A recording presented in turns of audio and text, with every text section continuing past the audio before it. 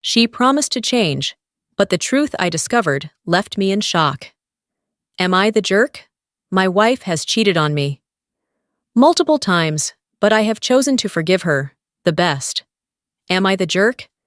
My wife has cheated on me multiple times, but I have chosen to forgive her. After many years together, my wife wants to leave. She doesn't love me anymore and wants a fresh start with someone else, someone she thinks will be a better husband. She wants me to move out of our house, the one we built together for over 10 years, which includes raising our 8-year-old child. We've been married for 10 years and have a sweet, well-behaved 8-year-old daughter. Everything felt great. Good job, happy family, until I found out my wife was seeing someone else.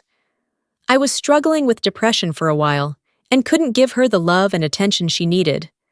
This made her feel lonely, and she found comfort with someone else. It hurt a lot to realize I wasn't enough, especially when I was trying to get better in therapy. When we finally talked things out, it was a big fight. I was crying in church when her calls kept coming in, like constant reminders of the broken trust. At first, she denied everything, but the evidence on her phone was clear. There was no way around the truth, and it felt like our chance to fix things together was gone. Then she finally admitted she was wrong. She cried and promised to end the affair and work on our marriage. I wanted to believe her, but it's hard to trust someone who betrayed you. A few weeks later, I suspected she was still seeing him, and my phone check confirmed it.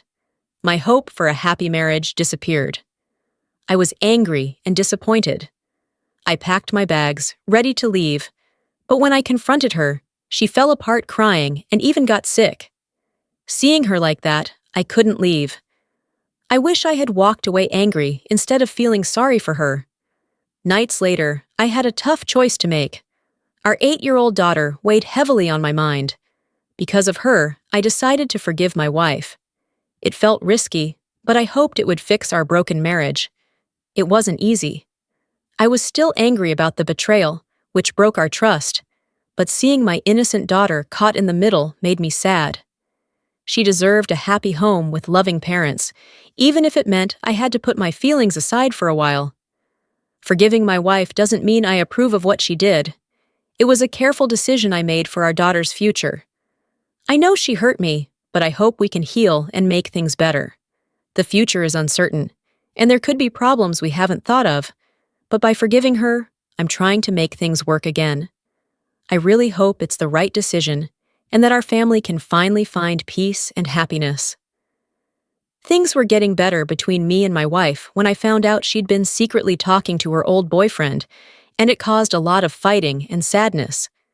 But we both wanted to fix our marriage, so we decided to try to trust each other again and fall back in love. One day, I had to go on a work trip.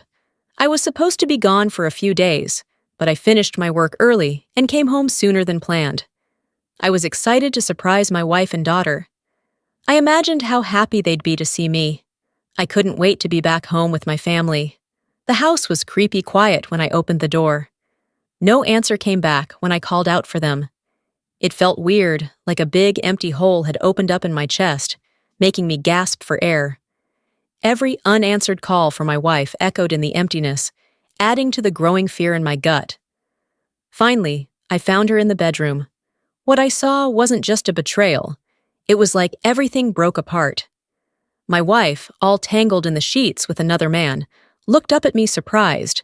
But there was something else in her eyes, too. Maybe defiance, maybe begging silently, that made me feel sick again. The air itself seemed to crackle with tension. Hot, raw anger exploded inside me, fighting against the crushing feeling of loss. Our whole life together, all the whispered promises, the shared laughter, it all felt like a cruel trick compared to this. I wanted to scream, to rage, but a lump of despair stuck in my throat, taking away my voice. Right then, I was a mess of mixed-up feelings, the burning pain of betrayal, the smothering weight of a broken heart, and the bitter taste of shame. It was like a scene from a terrible dream, a nightmare so real it felt like it would scar me forever. He stood up and left. I calmly walked toward her. She turned to look at me, and I saw the pain and guilt in her eyes. "I'm so sorry," she whispered.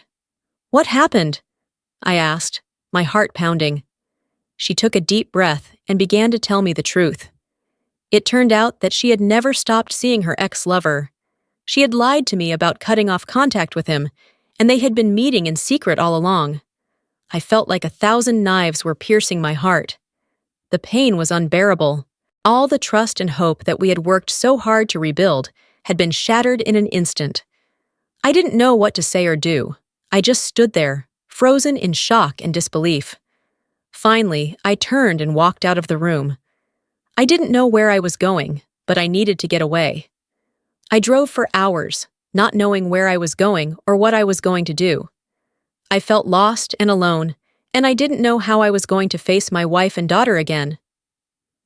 Eventually, I pulled over to the side of the road and got out of the car. I stood there for a long time, staring out at the horizon. I left home for a month to deal with the pain of my broken trust. Every day felt like forever, filled with the aching pain of being betrayed and the silence of my wife's unanswered calls. Nights were even harder. I kept thinking about the good times we had, and I felt so unsure about what to do next. It felt like I was suffocating.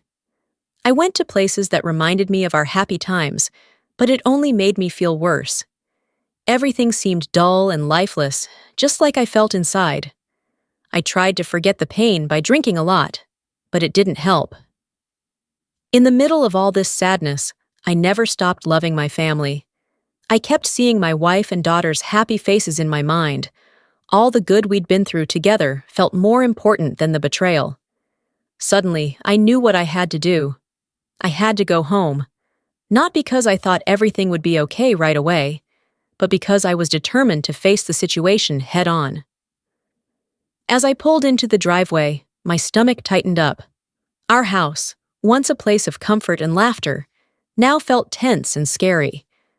When I opened the door, I saw her. Her eyes showed all the confusion and worry she was feeling. She wanted to say something, maybe apologize, but neither of us spoke. But in that silence, I knew what I was going to do. I looked into her eyes and saw the fear and uncertainty. She was waiting for me to tell her that I was leaving her, but I didn't say anything. I just took her in my arms and held her. We stood there for a long time, holding each other. I didn't know what the future held, but I knew that I was going to face it with my wife by my side. That winter, I had to go on a business trip for 3 months. The biting cold of winter seemed to seep into my soul, making me miss my little family even more. Darkness enveloped the house when I returned, giving me a creepy, scared feeling. The scene before my eyes was like a reenactment of the horrific memory from that year. The haunting fear of my wife's betrayal came flooding back, making me panic and choke up. I called out to my wife and daughter, but there was no answer. The house was shrouded in darkness, eerily silent, with heavy steps that felt like they were carrying the weight of the world. I walked up the stairs, taking a deep breath.